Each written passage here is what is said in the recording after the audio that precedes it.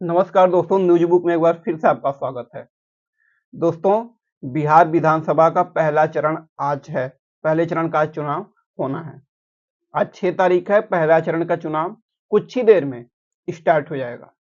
मैं बता दूं, इससे पहले मुकेश सहनी फूट फूट कर रोने लगे।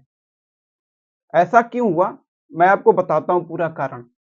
ऐसा इसलिए हुआ क्योंकि मुकेश सहनी जो अपने भाई को बलराम गौरव बलरामपुर जो सीट थी, वहां पे अपने भाई को उम्मीदवारी के लिए वहां उतारे थे। वीआईपी पार्टी से, मतलब महागठबंधन से समर्थित उम्मीदवार उनके भाई थे, मुकेश सहनी जी के भाई संतोष सहनी।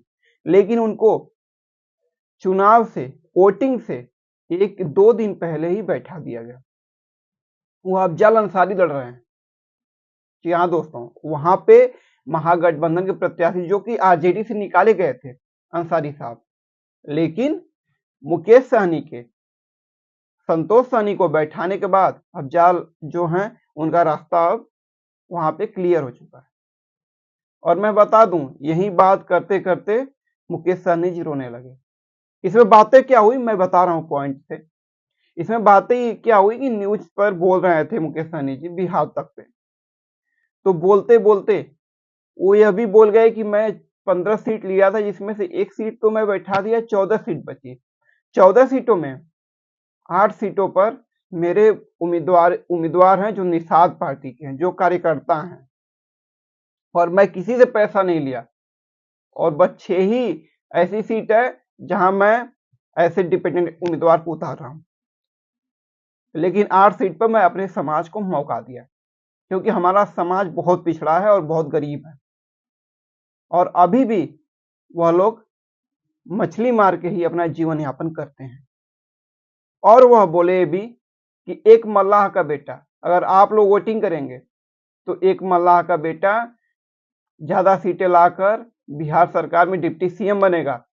उसके बाद 2029 में जब लोकसभा का चुनाव होगा तो एक मल्लाह का बेटा सांसद बन के केंद्रीय मंत्री बनेगा और प्रधानमंत्री राहुल गांधी को बनाएगा। उसके बाद जो मछुआरा, जो मछली समाज है, जो भी मल्लाह समाज है, जो निषाद पार्टी, जो भी मल्लाह समाज है, जो इनका वीआईपी, जो मुकेश सहनी का जो पार्टी है, वह आरक्षण के लिए राहुल गांधी से कहेगी और हस्ताक्षर करा के मल्लाहों का आरक्षण लागू करेगी। यही कहते कहते मुकेश सहनी इमोशनल हो जाते हैं और रोने लगते हैं। और कैमरे पर देखा जा सकता है कि मुकेश सहनी अपने टिश्यू पेपर से, अपने रुमाल से ही आंख पोंछते हुए नजर आते हैं। जी हाँ दोस्तों, इमोशनल होना लाजमी है, क्योंकि जो मल्लाह समाज है, जो यह अति पिछड़ा समाज है, यह बहुत दिनों से एक पार्टिकुलर बीजेपी आरजेडी को वोट करता आ रहा है। इसका कोई समाज का कोई नेता नहीं मिल पाया। लेकिन कुछ सालों से 2018-19 से इनको मल्लाह, सन ऑफ मल्लाह के नाम से मुकेश सहनी एक नेता मिलते हैं, जो इनका, ये भी मुकेश सहनी अपने बातों में ये भी जिक्र करते हैं कि मेरा जीवन यापन बहुत बढ़िया चल रहा था और अभी चल भी रहा है, मुझे कोई दिक्कत नहीं है। मैं उप मुख्यमंत्री बनूं या ना बनूं, मुझे कोई दिक्कत नहीं है, लेकिन मैं अपने समाज के लिए उप मुख्यमंत्री बनकर अपने समाज के लिए कुछ करना चाहता हूं। और यही बात है कि जो मछुआरा समाज है, जो मछली समाज है, जो निषाद पार्टी है,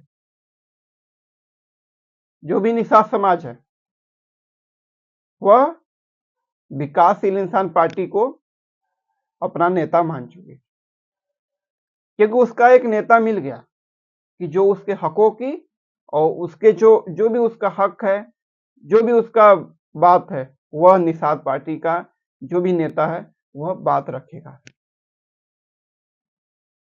तो दोस्तों, यही है मुकेश सहनी जी, यही कहते कहते इमोशनल हो जाते हैं।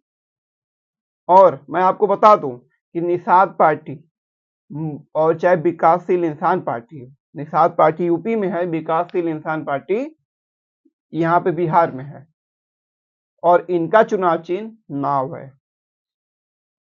और यही देखकर, यही गरीबी देखकर, यही आरक्षण को लेकर मुकेश सहनी इमोशनल हो जाते हैं।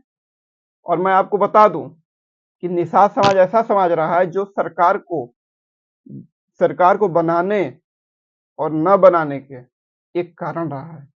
जहां निषाद समाज खड़ा रहा है वहां पर सरकार बन गई है, और जहां निषाद समाज हटा है सरकार वहां गिर गई है। इसीलिए निषाद समाज को हल्के में नहीं लेना चाहिए। इसीलिए मुकेश सहनी आज निषाद पार्टी, विकासशील इंसान पार्टी के नेता हैं, और निषादों के नेता हैं, और मल्लाहों के नेता हैं।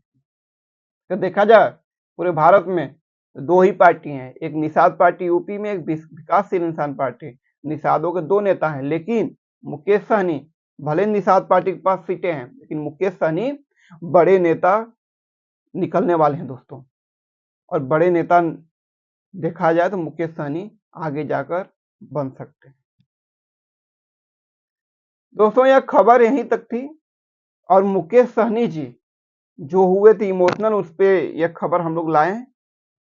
और फिर अगर खबर ऐसी मिलती है तो मैं आपके बीच में जरूर लाऊंगा। तब तक के लिए नमस्कार, अपना ख्याल रखिए, धन्यवाद।